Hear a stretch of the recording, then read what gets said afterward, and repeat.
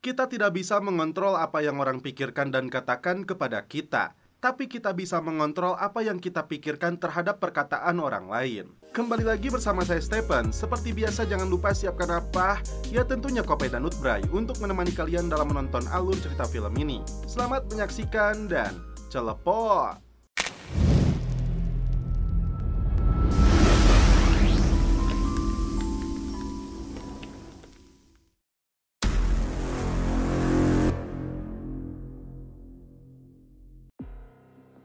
Cerita dibuka dengan ditampilkannya aktor utama dalam film ini yang bernama Raylan Given, seorang polisi US Marshal yang sedang mengajak jalan-jalan putrinya yang bernama Willa Given. Selama ini, Willa tinggal bersama ibunya.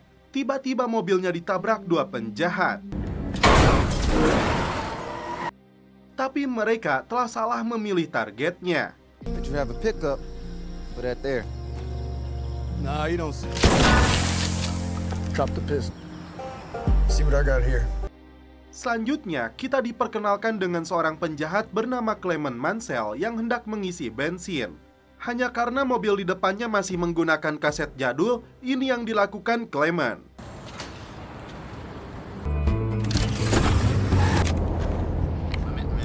I'm gonna fight 'em all. Seorang hakim bernama Alvin Guy bermaksud sombong kepada asistennya dengan menyalakan mobil dari ponselnya. Namun ternyata, singkat cerita, hakim tersebut memimpin sidang yang menghadirkan Raylan sebagai penegak hukum yang menangkap terdakwa sebagai bandar narkoba yang keluar masuk penjara. Pengacara tersangka yang bernama Caroline Wilder mengajukan pembebasan kliennya karena US Marshal ini menangkap tanpa prosedur hukum yang jelas dan terlebih karena rasisme. Tiba-tiba, Willa ketawa melihat video lucu di ponselnya. Dianggap menghina sidang, hakim memberi perintah untuk menempatkan Willa di dalam sel. Anehnya, si hakim memutuskan untuk membebaskan terdakwa dengan uang jaminan. Remand the marshal and along with his daughter to the bailiff. Setelah itu, Raylan dan putrinya kembali keluar dari sel setelah komandannya datang. Raylan diperkenalkan dengan rekan barunya yang bernama Detektif Wendell Robinson. Mereka berdua ditugaskan untuk menyelidiki dalang yang mencoba membunuh Hakim Guy. Besides, you've been special requested. Alhasil rencana Raylan untuk liburan dengan putrinya harus batal. Kembali ke si Clement yang datang ke kasino untuk menemui kekasihnya yang bernama Sandy yang bekerja sebagai pelayan. Mereka adalah pasangan penjahat yang melakukan modus penipuan dan perampokan. Hari itu, Raylan dan tim kepolisian sudah bergerak ke Michigan untuk mengejar pelaku yang coba membunuh Hakim Guy. Belgian Malinois. Masuk ke dalam, tim tidak menemukan siapapun.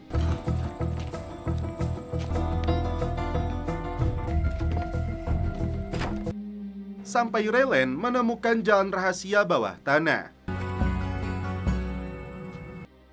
Dua pelaku yang terciduk bermaksud kabur menggunakan dua motor, tapi salah satu motornya mogok.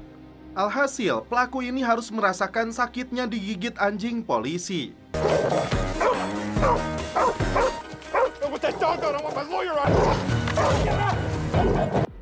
Caroline datang ke bar milik pria tua bernama Marcus Sweetie.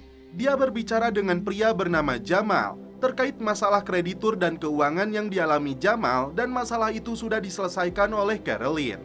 Sweetie memberikan uang dalam amplop kepada Caroline, disebutnya untuk membantu Tyrant. Tiba-tiba Sweetie terkejut saat Clement menghubunginya. Raylan dan timnya melaporkan kepada hakim bahwa dari pengakuan pelaku yang mereka tangkap, mereka tidak bermaksud membunuhnya. Hanya bentuk pembalasan karena Hakim Guy telah meniduri ibu mereka. Hakim ini sempat menunjukkan buku kecilnya yang berisi banyak catatan rahasia yang terkait dengan para dedengkotnya kepolisian. Clement dan pacarnya datang ke barnya Sweetie. Dia mengambil pistol yang disembunyikannya di atas plafon toilet. Clement menyebut pistol itu dia butuhkan untuk rencana perampokan mereka. Si pelaku yang bernama Barry datang ke rumah ibunya. Dia mengaku kepada ibunya hanya ingin mengirimkan pesan kepada si hakim karena menghina keluarga mereka. Tiba-tiba, tim kepolisian langsung menciduknya. Si Barry nekat menyekap ibunya sendiri karena menolak menyerahkan diri. Tapi akhirnya si Barry berhasil ditangkap. I'm gonna need Malam itu, Sandy berhasil menggait seorang pria kaya yang baru saja menang judi untuk check-in ke hotel. Yes, you are. Di waktu yang sama, Clement membuntutinya, bagian dari rencana mereka berdua untuk merampok pria tersebut. Clement bermaksud buru-buru, tapi terhalang oleh mobil yang dikemudikan Hakim Guy. Clement gagal mengejar mobil kuning yang ditumpangi Sandy dan pria kaya yang ternyata belok kanan.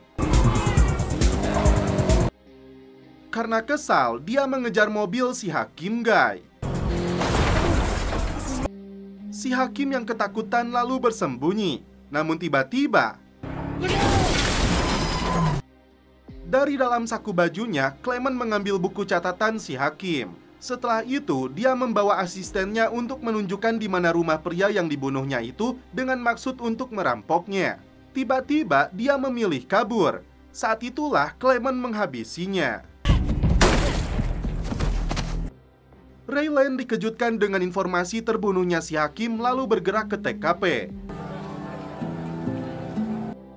Setelah itu, tim melihat jasad asistennya dan ternyata dia informan yang ditugaskan polisi untuk menyelidiki Hakim Guy. Karena peristiwa ini, lagi-lagi Raylan harus menunda cuti liburannya. Film mundur ke tahun 2017, saat itu Clement mendatangi markas para pengedar narkoboy yang dimana Sweetie pun berada di sana. Tak hanya merampok uangnya, ternyata Clement pun membantai mereka semua. Sweetie pun mendapat jatah, tapi 3 hari setelah kejadian itu, Clement ditangkap polisi. Dia dijebloskan ke dalam penjara. Dan saat itu, Caroline yang jadi pengacaranya. Kembali ke hari ini, Raylan meminta putrinya berdiam diri di kamar hotel selama dia menjalankan tugas. Begitupun dengan si Clement yang baru menyadari orang yang dibunuhnya itu seorang hakim. Dia melihat kembali buku yang dirampasnya dari korban berisi nama para pejabat korup. Ternyata ada 2 polisi yang akan datang ke kamar hotel untuk meminta keterangan dari Sandy. Robinson Detroit Police is his Raylan Gibbs. Si Clement sendiri tampak santuy bersembunyi di dalam kamar. Raylan bertanya tentang mobil milik pria bernama Dell yang disebut Sandy sedang pergi keluar kota. 2 polisi ini meminta Sandy menyerahkan kuncinya untuk penyelidikan. Mobil itu tergores karena kecelakaan kecil saat Sandy mengantarkan Dell ke bandara. Tapi dia lupa di bagian mana mobilnya rusak. Ditanya tentang Clement, wanita itu pura-pura lupa, membuat 2 polisi ini makin curiga. Dia memberikan kartu namanya kepada Sandy, lalu dilihat oleh Clement. Sandy berpendapat US Marshal ini sangat sopan, lucu, dan kalem, membuat Clement cemburu. Setelah itu, Clement memberikan tugas kepada Sandy bahwa dia menginginkan narkoboy. Sementara itu, Raylan dan rekannya melihat mobil si Sandy yang tampak rusak cukup parah. Wendell mengambil sampel cat di mobil tersebut karena dia yakin mobil ini menabrak mobil lain. Selain itu, mereka mengecek jejak GPS-nya. Dan jelas mobil ini digunakan oleh Clement. Ditanya tentang Clement, ternyata dia bisa lepas dari hukuman pembunuhan para pengedar narkoboy itu. Salah satu korban yang masih hidup menceritakan pembantaian yang dilakukan Clement. Pengacaranya berhasil membebaskan Clement dengan jaminan. Dan saat itu, petugas yang menangkapnya bernama Raymond Cruz yang sudah meninggal dunia. Melihat Sandy pergi, 2 polisi ini membuntutinya hingga ke atas jembatan.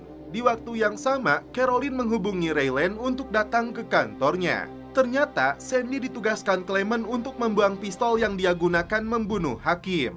Tapi rencana Sandy batal. Gabut berada di kamar hotel terus, Willa jalan-jalan di luar hotel membeli jam Rolex KW untuk ayahnya. Ternyata, Sandy masuk ke barnya si Sweetie untuk menyembunyikan pistolnya di atas plafon toilet. Sweetie sempat heran apa yang dilakukan si Sandy di dalam sana. Datang ke kantornya Caroline, ternyata sudah ada si Clement yang menunggu Raylan. Caroline ternyata sudah mengetahui bahwa kliennya ini diduga terlibat dalam pembunuhan Hakim Guy dan asisten pribadinya. Dengan santuinya, si Clement tidak mau memberikan keterangan apapun kecuali ada bukti dan surat perintah. Karena Raylan kalah dengan pengacara ini di kasus sebelumnya, US Marshal ini pun pergi. Tapi Raylan bisa melihat ada sedikit pemaksaan yang dilakukan residivis ini kepada Caroline. Willa disuruh ayahnya untuk segera kembali ke hotel. Willa tampaknya menemukan logo yang terlepas dari sebuah mobil. Datang ke kasino, Raylan ingin mengetahui apa yang dilakukan Sandy di atas jembatan. Dia mengelak ditugaskan oleh Clement, hanya membeli ganjo di barnya Sweetie. Raylan memberitahu Sandy bahwa Clement diduga telah membunuh hakim. Dua detektif ini menduga Sandy telah menyembunyikan barang bukti di dalam bar itu. Ancaman datang kepada putrinya Raylan karena si Clement datang ke hotel tempat dia menginap. Raylan dan Wendell langsung meminta informasi dari Sweetie karena mereka yakin Sandy telah menyembunyikan pistol yang digunakan Clement membunuh hakim di barnya. Menolak dituduh terlibat dengan mereka, Sweetie mengeluarkan koleksi pistolnya yang terdaftar secara resmi. Tiba-tiba, Caroline datang kembali mengusir dua polisi ini.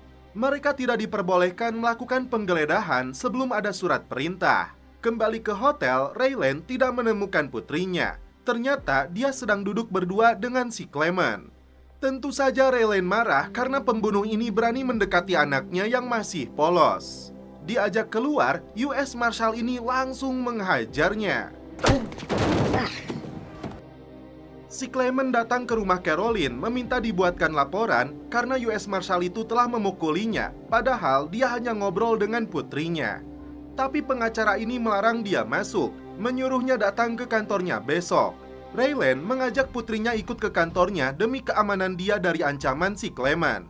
Maureen memberitahunya bahwa mereka menemukan tas hitam di ladang jagung. Raylan memberitahu Willa bahwa pria yang dihajar ayahnya itu seorang pembunuh. Sandy tidak menduga polisi akan datang untuk menangkapnya. Bar milik Sweetie pun tak luput dari penggeledahan. Tapi polisi tidak mengetahui bahwa pistol itu berada di atas plafon toilet. Begitupun dengan si Clement yang ikut digiring ke kantor polisi. Saat interogasi berlangsung, tidak ada pengakuan sedikit pun dari Clement telah membunuh si hakim dan asistennya, meski Wendell sudah mengatakan punya saksi mata.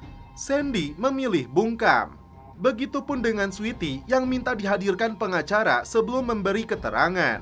Clement benar-benar menguji kesabaran polisi. Bukannya membuat pengakuan, psikoplok ini malah bernyanyi, seakan-akan mengetahui Raylan berada di balik kaca. Masalahnya, Raylan akan menghadapi tuntutan balik karena memukuli tersangka. Raylan cukup lega karena Willa nampak nyaman tinggal di rumah Maureen. Sweetie dan anak buahnya sibuk membersihkan barnya yang diobrak-abrik polisi. Dia menunjukkan pistol yang disebutnya milik Clement. Ditanya tentang pistolnya, Sandy mengaku membuangnya ke sungai sesuai perintah Clement. Raylan coba minta informasi dari Skander yang kencan dengan Sandy di malam hakim terbunuh. Dia mengaku jatuh cinta kepadanya dan berniat menikahinya. Disinilah Raylan mengambil kesimpulan pria bergigi emas ini tidak terlibat. Di malam hari, Skander bertemu dengan Clement yang mengaku sebagai kakaknya Sandy. Ternyata mereka dilepaskan polisi karena kurangnya alat bukti. Clement mencari tahu di mana pengusaha hotdog ini menyimpan kekayaannya. Bagian dari rencana mereka untuk merampoknya. Sweetie mengaku kepada Caroline menyimpan senjata yang digunakan Clement untuk membunuh para pengedar narkoboy. Sweetie sadar jika bukti itu diserahkan ke polisi, dirinya akan ikut terseret. Tapi Caroline akan coba bicara dengan saudaranya di kejaksaan untuk menjamin dirinya. Dalam kondisi mabuk, Skander melamar Sandy dengan berlian mewah tepat di depan Clement. Mereka diajak untuk melihat rumahnya. Ternyata gerak-gerik mereka diintai tim kepolisian. Rupanya Clement sudah tahu, dan karena itu dia sengaja menghalangi polisi. Tepat di lampu merah, ini yang terjadi. Tiba di rumahnya, Skander pamer kepada Sandy dan Clement dari mulai ruang pribadi hingga brankas yang berisi berbagai koleksi pistolnya. Clement ingin tahu di mana dia menyimpan uangnya. Clement yang tidak sabar langsung menodongkan senjata. Sementara itu, Raylan mengantar Willa ke bandara untuk kembali ke rumah ibunya meski Willa tidak mau.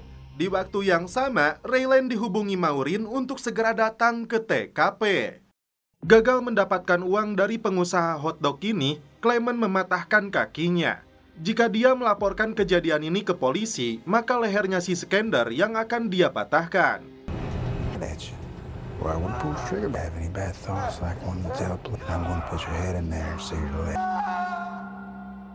Raylan dan tim berada di rumah sakit untuk mengobati luka yang dialami Wendell sekaligus meminta informasi dari si Albania, namun dia mengaku kakinya terjatuh di tangga.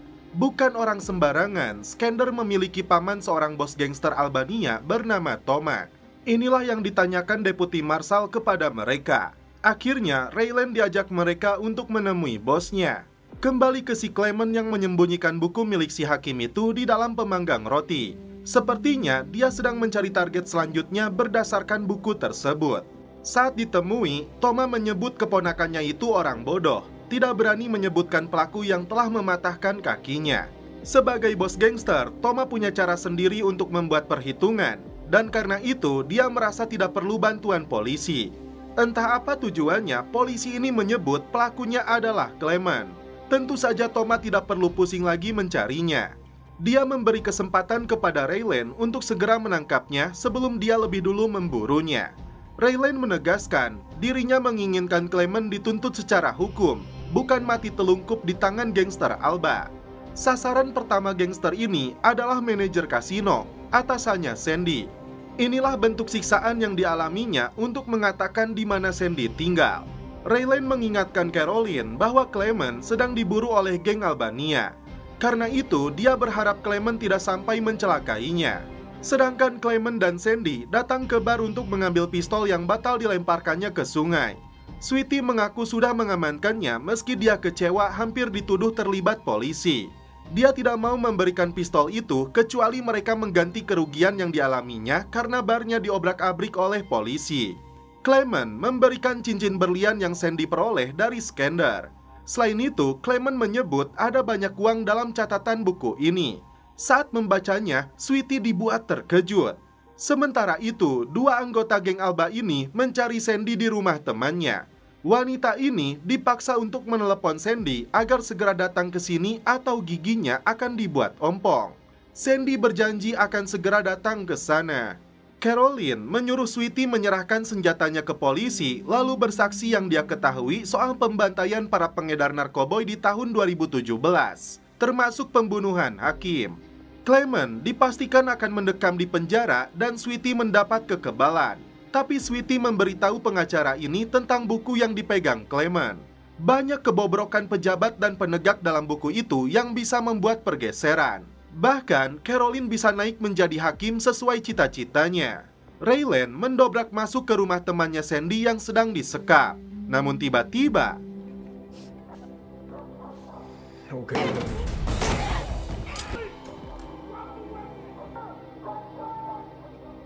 karena salah satu anggota geng itu mencoba kabur, polisi menghabisinya. Sedangkan si Clement dan Sandy melihat kejadian ini dengan santuy. Saat Caroline pergi, sebuah mobil membuntutinya. Raylan datang dengan cepat memberi peringatan kepada anggota geng Alba untuk menjauh dari Caroline. Sweetie datang menemui Clement masih dengan selempaknya. Mereka sepakat untuk bekerja sama menghasilkan uang dengan memanfaatkan orang-orang yang berada dalam daftar buku tersebut. Sementara itu, Raylan berjaga di rumahnya Caroline yang ternyata seorang janda. Mereka berdua minum di dalam mobil hingga mabuk. She's back in Miami with her mother. Just so we're clear, I didn't come here. Di pagi harinya, Raylan bangun dalam keadaan segar bugar karena tadi malam sudah dicas. Tak berselang lama, datanglah si Jamal ke rumah Caroline. Dia mengaku hanya ada urusan uang dengan pengacara itu. Clement kembali menemui Sweetie membahas satu persatu orang yang ditulis dalam bukunya si hakim yang mereka yakini terlibat tindak pidana. Dan mereka ini yang memberikan suap kepada Hakim Guy. Mendengar ada orang Albania juga, Sandy memilih pergi.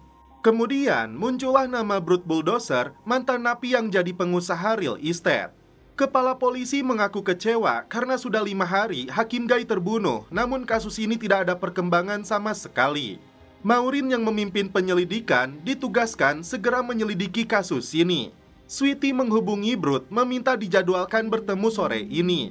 Raylan dan Wendell coba menemui janda dari Raymond yang dulu menangkap Clement. Namun wanita ini sama sekali tidak mau membicarakan mantan suaminya. Clement dan Sweetie menemui si Brute untuk memaksanya memberikan uang tutup mulut karena dia masuk dalam bukunya si hakim. Karena dasarnya seorang pencuri, Clement memperhatikan lukisan mahal yang dipajang di kantornya pengusaha real estate ini. Setelah sepakat memberikan $10.000, Sweetie langsung merobek namanya dalam buku tersebut. Meski nilainya kecil, Sweetie hanya ingin tahu ternyata buku itu memang berguna. Saat Raylan sedang makan malam bersama Caroline, tiba-tiba Jamal muncul di sana.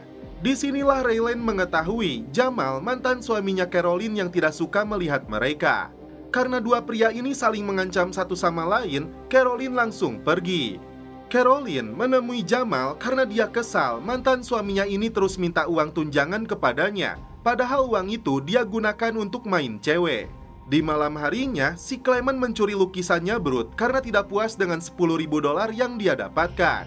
Datang ke bar, Caroline menemui Sweetie untuk melihat daftar orang-orang yang ada dalam buku tersebut. Itu dikarenakan dia ingin mendapatkan jabatan hakim. Setelah melihatnya, ternyata hampir semua orang penting ada di dalamnya. Jika ini terungkap, maka tembok Berlin akan runtuh. Raylan berhasil menemui Raymond yang ternyata masih hidup. Mereka membahas pembantaian yang dilakukan Clement terhadap pengedar narkoboy. Meski salah satu korban sudah membeberkan apa yang terjadi, namun Clement berhasil lolos dari hukuman. Raymond menceritakan orang yang dia hadapi bernama Freddy, yang menembak jendela rumahnya lalu menantangnya duel. Karena tidak bisa menangkapnya, suatu malam pembunuh bayaran itu kembali datang. Raymond kira dia akan menembaknya, namun ternyata hanya penutup botol. Karena Raymond menembaknya, akhirnya dia pun tewas. I don't know what he was saying or who he was saying it. Anyway, the baby. Caroline datang menemui Raylan untuk memberitahunya apa yang dia lihat dalam buku itu demi sebuah kebenaran dan keadilan. Brut menugaskan mantan anak buahnya yang seorang pencuri bernama Lonnie untuk mendapatkan kembali lukisannya. Brut menunjukkan wajah pelakunya kepada Lonnie. Clement dan Sweetie kembali mendapatkan uang tutup mulut sebesar $12.000. Namun Clement kecewa karena seharusnya mereka mendapat $15.000. Karena tidak puas, ini yang dia lakukan. Somewhere in that cars. What are you doing, buddy? You know we had the rest of this. Raylan membeberkan tentang buku hakim yang dipegang oleh Clement itu kepada Maureen. Mereka berencana untuk menjebak si Clement dengan memanfaatkan buku tersebut. Lonnie datang ke bar untuk mencari Sweetie. Karena Sweetie tidak ada di sana, dia meminta anak buahnya yang bernama Petruk untuk menelepon Sweetie. Ternyata Sweetie sedang bersama Clement dan Sandy. Dia terkejut melihat lukisan Brut ada di sini. Di waktu yang sama, Petruk memberitahu Sweetie ada seseorang yang datang mencarinya. Tidak tahu dia kawan atau lawan, Sweetie akan segera datang ke bar. Ternyata Raylan menemui jaksa Diani yang masuk ke dalam daftar buku si hakim. Maureen menyebut dia memiliki dokumentasi eksplisit bahwa Diani dan Hakim Guy menerima suap untuk melepaskan polisi yang melakukan penembakan brutal. Jika tidak ingin dimuat ke media, jaksa ini diminta kerjasamanya dengan mereka. Lonnie meminta Sweetie menyerahkan kembali lukisan milik Brut. Di waktu yang sama, Diani menghubunginya. Dia akan membayar Sweetie asalkan dia menghancurkan halaman yang memuat namanya dalam buku tersebut. Diani akan memberikan $30.000 tunai di sebuah taman. Lalu, apa yang akan dilakukan Sweetie? Dia memanfaatkan si Lonnie dengan memberinya uang sekaligus memberitahu orang yang dia cari bernama Clement. Sweetie menyuruh Lonnie membunuhnya. Dan untuk sisa uangnya, Sweetie menyuruh Lonnie datang ke taman mengambilnya dari wanita bernama Diani. Dia juga akan mendapatkan lukisannya. Setelah itu, datanglah Clement ke bar, membahas masalah kemarin. Mereka berdua memperebutkan buku tersebut. Lalu, Sweetie menyuruhnya datang ke taman untuk mengambil uang suap berikutnya.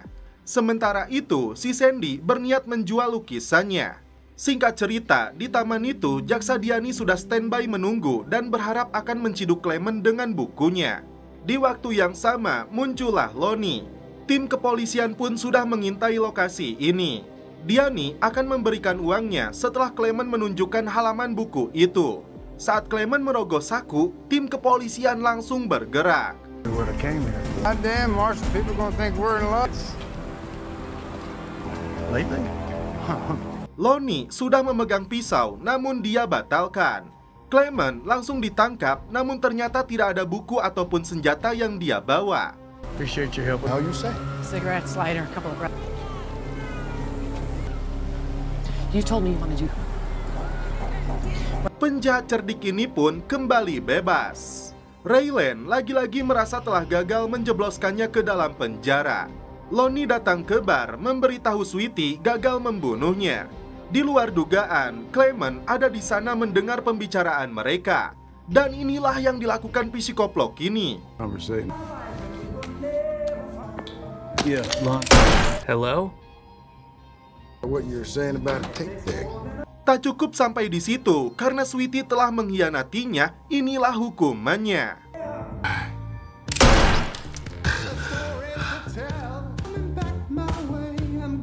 Untuk menghilangkan jejak, bar ini dibakarnya hingga ludes.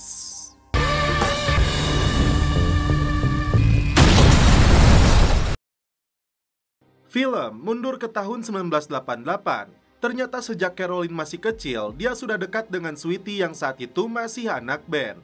Sweetie punya jasa dalam membesarkan Caroline. Saat itu juga, Sweetie mulai membangun barnya. Thought I told you to wait in the dressing room. Yeah, don't look like much now, but got some boobs along this wall. Dan kini Caroline hanya bisa menangis. Petruk yang ikut merasakan kesedihan menunjukkan pistol milik si Clement yang lebih dulu dia amankan. I'm sure. Sandy mengaku kepada Clement sudah menjual lukisannya, membuat Clement kecewa. Sandy beralasan BH-nya saja lebih mahal dari lukisan itu. You threw away. Who gives a shit about... Pistol itu Raylan serahkan kepada Maureen untuk dilakukan uji balistik. Sesuai hobinya, Clement kembali mencuri mobil. Raylan mengaku sudah memiliki pistolnya Clement, tapi Sandy tetap menolak bersaksi kecuali dia sudah mati. Because he walked, didn't He he? ain't gonna walk. And buried with a stake through his heart. Sandy baru mengetahui Sweetie sudah mati. Yeah. And his bar burned to the ground. Kembali pulang, Caroline dikejutkan dengan Clement yang sedang minum susu di dalam rumahnya. And then it changed. Clement hampir saja membuat pengacara ini pindah alam sebagai bentuk ancaman. You took the only father I've ever known. Sandy datang ke rumah sakit untuk meminta maaf kepada Skander, berharap dia mau menerimanya kembali dan mereka bisa pergi berdua. You have broken. I really messed and cool. Namun ternyata dia sangat marah kepadanya. You are a dead woman. Kembali ke apartemen, Sandy langsung mengemas pakaiannya, namun ternyata Clement keburu datang.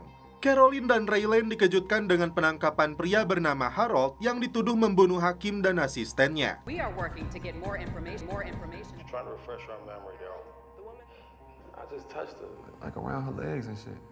Padahal yang mereka harapkan adalah Clement. Sementara itu, Clement sendiri terkejut karena Sandy telah pergi dan buku itu telah hilang. Di waktu yang sama, Del si pemilik apartemen telah kembali. Clement tidak percaya Maureen menuduh Harold yang membunuh hakim. Apakah si Maureen masuk ke dalam daftar buku tersebut? Sandy hampir saja naik pesawat, namun tiba-tiba Clement menghubunginya pakai ponselnya si Del. Dia mengancam akan menyakiti Del dan mengejarnya kemanapun Sandy pergi. Anak buah Maureen menyerahkan kembali pistolnya kepada Raylan karena dia mengetahui atasannya telah salah. Sandy menghubungi lagi Clement untuk pura-pura minta maaf akan kembali ke sana, namun kali ini ada Clement di sampingnya. All the way back here. You sure you wouldn't rather? Sandy meminta US Marshal ini menangkap Clement. Clement meminjam ponselnya Sandy. Di luar dugaan, psikoplok ini membunuh Del. Entah apa rencananya, Caroline bertemu dengan bos gangster Albania. Oh, Sandy. Datang menemui Clement, di sini Raylan ternyata menggunakan cara yang dilakukan Raymond dengan menantangnya duel. Clement diberi pistol yang diberikan oleh Raylan. Tiba-tiba, kelompok Albania datang.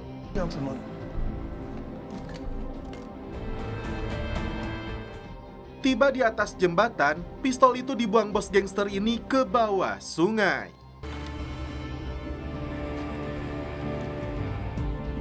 Right. Sesuai kesepakatan dengan Caroline, psikoplok itu disekap di ruang kedap udara oleh mereka. You believe the nerve of this guy? We had a deal.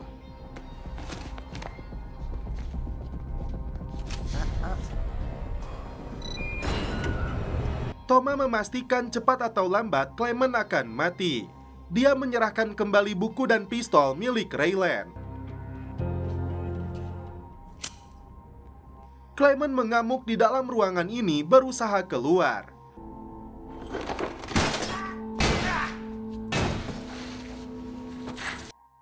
Wendell ditemani Raylan datang ke rumahnya Maureen untuk mempertanggungjawabkan perbuatannya. Let's take a ride. Caroline sendiri menggunakan buku hakim itu agar dia bisa menduduki posisi hakim. I've worked both sides, and you're going to be told that. And I appreciate your resume, Carolyn. I can be an ally to you. Maureen menolak menerima uang suap seperti halnya Hakim Guy. Tapi bukti pembayarannya cukup dijadikan bukti untuk menuntutnya. You want to sit here and accuse me? Some scribblings and some bullshit book? And I want my union rep. See, you and I.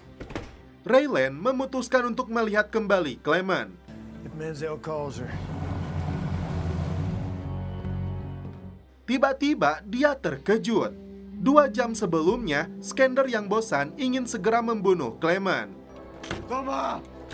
I say this to Toma. Something you're not telling me. Anak buahnya lalu memberi pistol.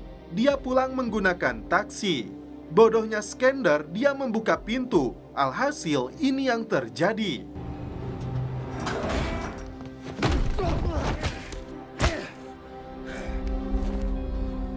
Psikoplok ini membantai seluruh anggota geng Albania, tidak terkecuali bosnya. Raylan segera menuju rumahnya Caroline.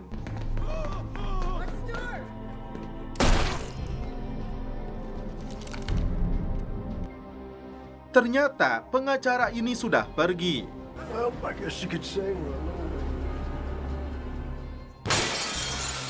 Polisi koboi ini akhirnya berhadapan langsung dengan si pembunuh berdarah dingin. Dan ini yang terjadi. My old man. And I got his DNA. Ternyata Raylan lebih dulu menghabisinya, padahal Clement hanya ingin menunjukkan kaset. Caroline langsung menghubungi kamar mayat. 6 minggu kemudian, Raylan memutuskan untuk pensiun. Sedangkan Caroline berhasil menjadi hakim. But the more I thought about it, Tak berselang lama, datanglah putrinya diantar oleh mantan istrinya. Mantan US Marshal ini menghabiskan harinya bersama Willa, putri sematawayangnya. Scene berpindah ke penjara, seorang napi bernama Crowder sedang mengisi kegiatan religi di depan para napi lainnya. So that they may try and identify upon you of replacing the hate. Sebelum dibawa petugas, dia memberikan Alkitabnya kepada teman selnya.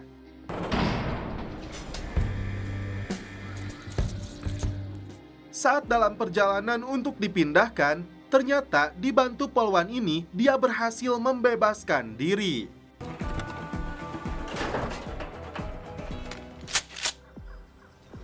That clear things up for you.